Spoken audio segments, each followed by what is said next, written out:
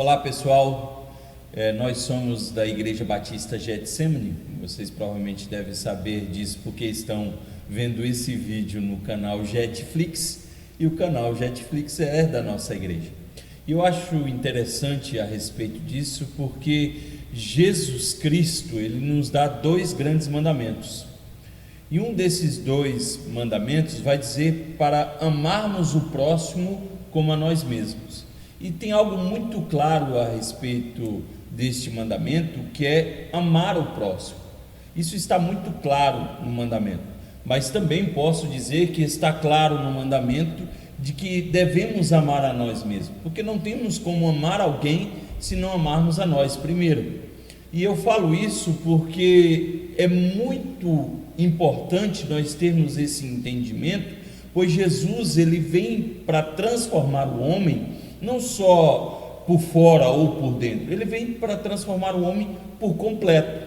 E foi com esse pensamento, foi com essa intenção da existência do canal e do mandamento de Jesus Cristo para as nossas vidas, que nós convidamos um grande amigo meu, conhecedor da área dessa epidemia que nós estamos vivendo, e que vai poder nos trazer esclarecimento por conta de algumas dúvidas que nós temos a respeito desse assunto. Então, eu gostaria que, antes de falar o nome dele, desse grande amigo meu, trazer algumas características que diz respeito a ele. Ele é farmacêutico, clínico e gestão em saúde.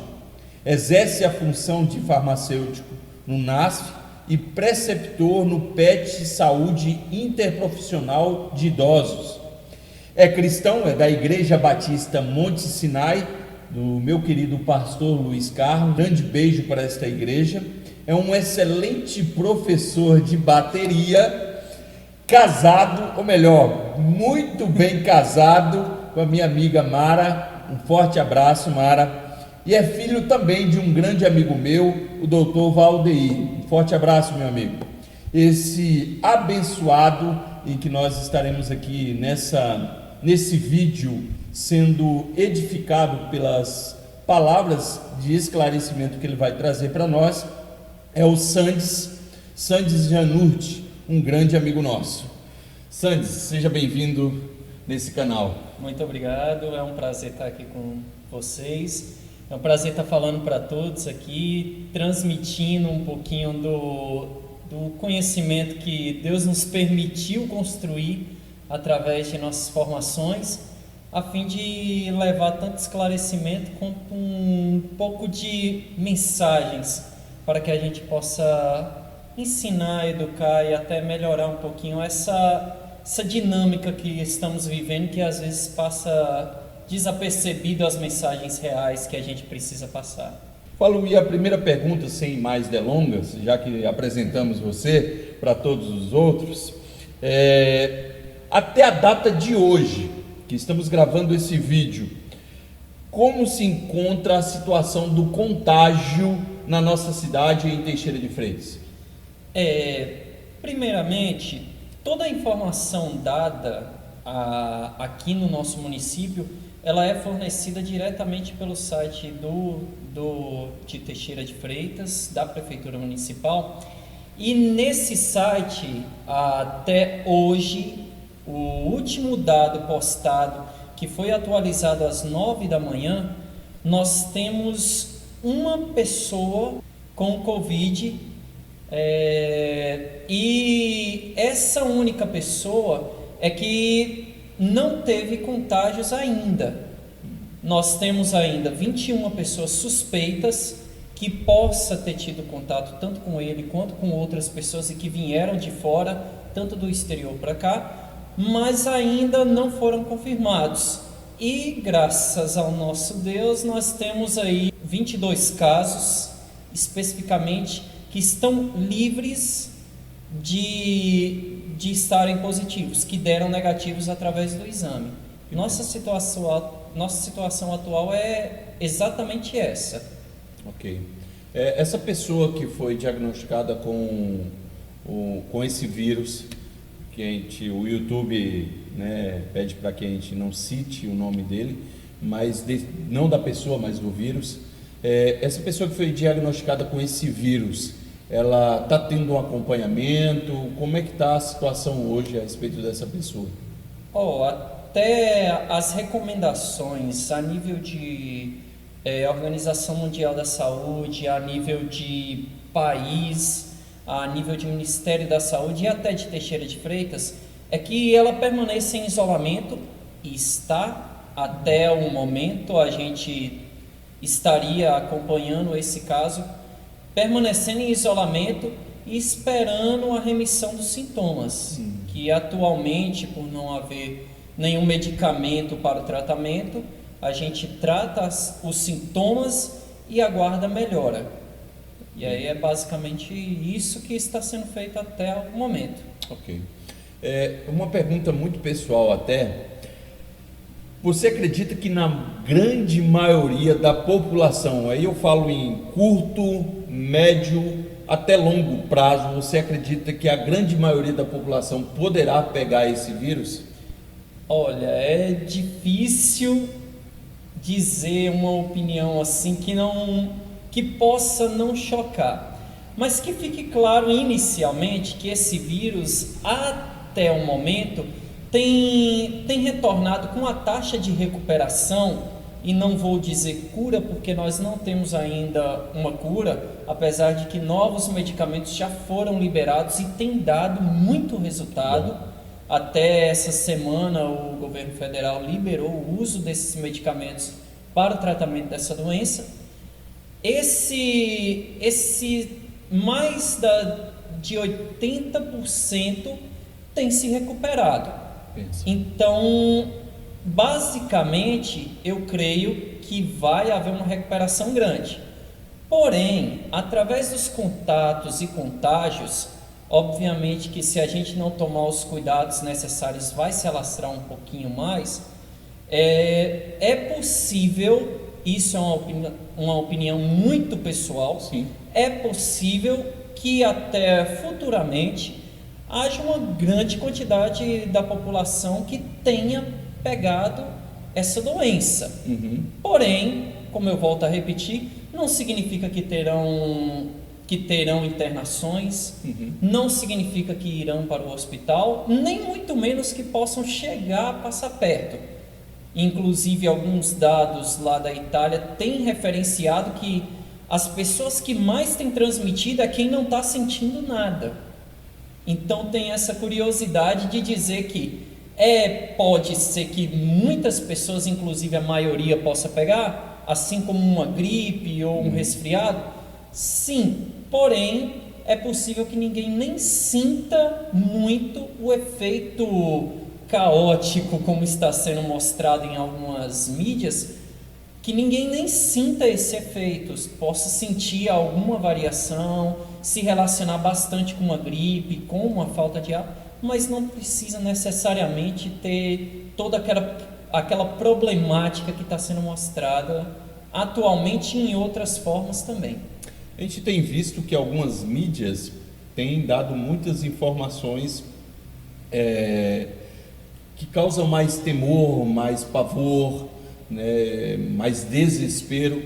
Porém, nós acreditamos que tem notícias boas, correto ou não? Sim, real. Hoje, talvez, se você que está nos assistindo chegar a procurar algum dado sobre a recuperação, vai ser um pouco difícil de achar, porque atualmente você vê mais a quantidade de mortos, a quantidade de pessoas internadas, a quantidade de pessoas que foram para um hospital. As reportagens tratam mais dos problemas causados, da grande forma de contágio, que realmente é um contágio grande, mas não trata tão claramente sobre a recuperação, tão claramente sobre os efeitos dos medicamentos em relação à cura que está tendo.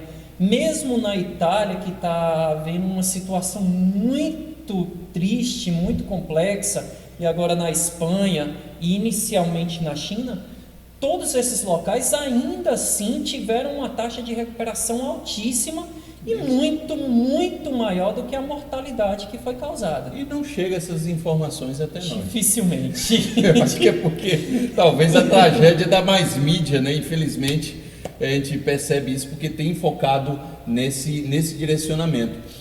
Sobre a imunidade, eu já ouvi falar muito isso, a imunidade quando ela está alta, você consegue vencer mais esse vírus.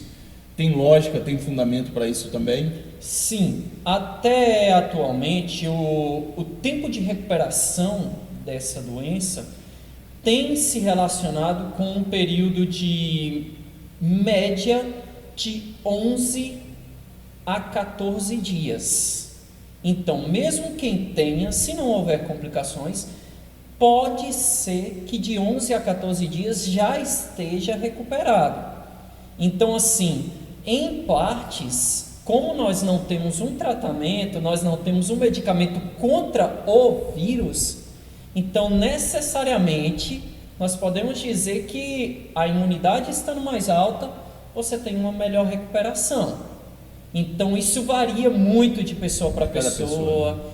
Tem uma coisa muito importante que a gente possa dizer. Atualmente, em torno dos nossos hipertensos, diabéticos e outras doenças mais, nós temos uma média de, até podemos dizer, de 40% da população com essas doenças. Sim, sim. O que a gente também verifica na mudança da nossa pirâmide etária, que falamos muito que a população está envelhecendo mais do que está nascendo pessoas.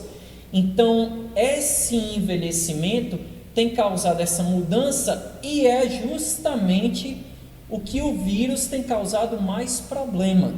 Entendi. Então, a taxa de mortalidade estaria mais vinculado a pessoas de maior idade, a pessoas que logicamente já têm outras doenças, que já causa esse pequeno desconforto em relação à imunidade, o que facilita para o vírus para poder, vamos dizer assim, chamá-lo ele de oportunista nesse caso, para poder levar a um óbito ou alguma complicação. Interessante. Então não seria nem talvez o vírus, é lógico que o vírus potencializa isso, mas ele aproveita talvez de um enfraquecimento de alguma parte do meu estado imunológico, né? Sim. É importante dizer que mesmo que não tenha problema nenhum, pode ter as complicações. Sim, claro. Pode ir para o hospital, pode precisar entubar, pode entrar em um coma, inclusive pode vir a óbito. Sim. Só que as pessoas que têm mais doenças, as pessoas que têm uma idade mais avançada, eles têm uma maior chance de ter. Curiosidades à parte, nós temos atualmente um dos nossos ministros do Brasil com a doença. Não foi dado maiores esclarecimentos sobre complicações, aparentemente não teria maiores complicações. Nós temos o príncipe da Inglaterra que também pegou. Tem outros... Não escolhe classe social. Não, definitivamente não tem. Aquele que passar na frente está pegando. E assim, nós ainda assim não estamos verificando um baque tão grande em algumas pessoas. Entendi. Mas nós temos visto que a grande parte da população mais imunodeprimidas e com doenças é quem tem sofrido mais com esse vírus. Interessante. E até essa resposta sua nos leva a uma outra pergunta que um dos nossos seguidores no canal fizeram. Ele perguntou quanto tempo estima-se ser ideal em isolamento para combater a grande onda de transmissão daqueles vírus. Tem uma média ou não? Vai depender É de pessoa? difícil, é difícil. Porque atualmente o que se pode dizer em termos um isolamento pessoal, por exemplo, uma pessoa contraiu a doença, ele fica em isolamento pessoal, 14 dias começa a remissão dos sintomas. 2 dias depois de não sentir sintomas mais nenhum, pode-se considerar curado da doença. Então, em tese, se a gente dizer aí 2 semanas para um isolamento pessoal, é possível que a gente, tendo isso, não teria um contágio. Mas em termos de sociedade, não tem como estimar. Porque a pessoa pode ter a doença no início, não sentir sintomas, isso pode transmitir para várias outras, é o que a gente recomenda, e que fique bem claro, não é pelo ar que se pega, é pelo contato. Há uma diferença muito grande, inclusive essa é uma pequena diferença em relação à gripe. A gripe tem mais chance de pegar pelo ar do que o Covid. Eu vejo a preocupação muito grande que se deve ter com a máscara. Sim. Mas ele acaba se pensando, tendo essa ideia de que o contágio maior é pelo ar, mas não é, né? Não. A máscara, ela serve mais como um estímulo para a proteção, não poderia dizer só isso, mas realmente quando há as gotículas jogadas em um espaço menor do que 1,5 m, pode chegar a pessoa e pode contrair a doença. Por isso que hoje se recomenda de 1 metro, 1,5 ou 2 metros de distância uma pessoa da outra, ainda conversando, para que não haja esse risco de contágio. Por isso que a máscara é importante, mas também tem um outro fator. Como é mais pelo fator do contato, é você pegar na mão, ter um toque e levar essa mão ao rosto, essa seria a maior chance de você evitar. Que com a máscara você não levaria a mão no rosto, obviamente, porque estaria protegido. Então, basicamente isso. Então, pessoal, fique bem claro, não é pelo ar. Por isso que a gente recomenda muito que evite contato. Se for na casa do vovô, da vovó, evite dar aquele abraço, aquele beijinho, que eu sei que todo mundo gosta. E o brasileiro é de contato. É difícil falar isso. Você pega um grupo difícil para lidar com essa situação, é o brasileiro. E se a gente puxar para o baiano, fica ainda mais complicado. Fica ainda mais complicado. Então, basicamente, esse seria o maior estímulo. Por isso que a gente ainda recomenda outras coisas, tipo luvas, a lavagem de mãos, que basicamente depois a gente especifica um pouquinho mais. No andar do vídeo, mas eu ainda preciso lhe fazer uma pergunta, que foi também um dos nossos amigos que são inscritos no canal. Ele perguntou, dizem que o vírus, esse vírus, né, mata bem menos que uma gripe normal. Isso seria uma verdade? Aí, no caso, você poderia esclarecer para nós a respeito disso?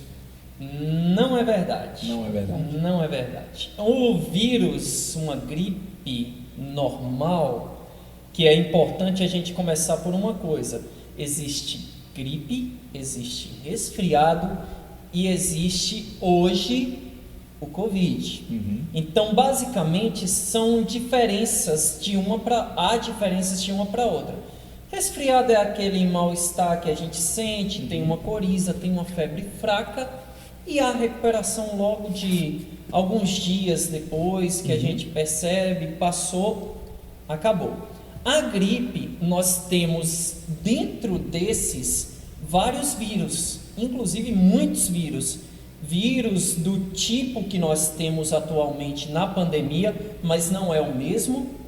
E tem vírus como as doenças que geraram um probleminha maior, que foram a SARS, a MERS, a SARS ou a Síndrome Respiratória Aguda Grave, que foi uma doença mais conhecida como a gripe suína H1N1. Isso. A gente tem o MERS, que é a Síndrome do Mediterrâneo, que é um problema do Oriente Médio, desculpe-me, a Síndrome Gripal do Oriente Médio, que foi uma doença também que causou uma morte consideravelmente grande, mas e tem basicamente as mesmas características: febre alta, problemas respiratórios, tosse, chega a se assemelhar muito. Porém, essa daí tem visto que tem uma quantidade de mortalidade um pouquinho maior. O que seria esse pouquinho? Enquanto a gripe, em números gerais, poderia estar tendo uma mortalidade de 1,1%, 1,2%, dependendo da região, pode subir um pouco mais ou pode ser um pouco menos. Esse vírus tem tido uma mortalidade de uma média de mais ou menos 2,3%, mas que também tem variado para mais ou para menos, dependendo da região, do contágio e especificamente do local. Na Itália, claramente a população é muito mais idosa, então é muito maior a chance de que a mortalidade lá seja muito maior do que em alguns outros locais, como o que está acontecendo na Espanha, que está seguindo o mesmo ritmo. Então a gente percebe que vai muito, desculpa Santos, Sim. vai muito da questão de fazer uma análise mais complexa. A gente vai acabar entrando numa confusão muito grande, porque lá a gente tem um número de pessoas, de uma faixa etária de pessoas que pode ser muito diferente da nossa. A gente pode ter também um tamanho de um país que realmente é diferente do nosso. Então tudo isso vai influenciar na questão das mortes, né? Com certeza. E aí vem o mais interessante, que eu poderia dizer assim, é que necessariamente as síndromes gripais, por mais que se pareçam umas com as outras, o que tem causado um maior alarde é porque essa doença que nós estamos passando atualmente, ela tem um contágio muito grande e ainda não foi descoberto tantas coisas assim dela. Na verdade, ela é recente, né? Exatamente. Então, assim, uma síndrome gripal, uma gripe mais, como a gente já conhece as gripes, algumas outras gripes, é mais fácil de lidar com elas do que a que está atualmente. E, inclusive, para não incorrer nenhum pecado comparativo, obviamente a gripe, em termos generalistas de gripe, já matou muito mais do que o Covid atualmente. Porém, nós não podemos comparar, e definitivamente não, porque nós estamos em meio à evolução da doença. Então, essa evolução ainda pode trazer números maiores ou números muito menores. Então, isso daí tem que ser acompanhado posteriormente na evolução e no término do contágio, na hora que se estabelecer, que se estabilizar, é que poderá ser feito estudos maiores e a partir do momento que a gente conhecer um pouco melhor esse vírus. Ok.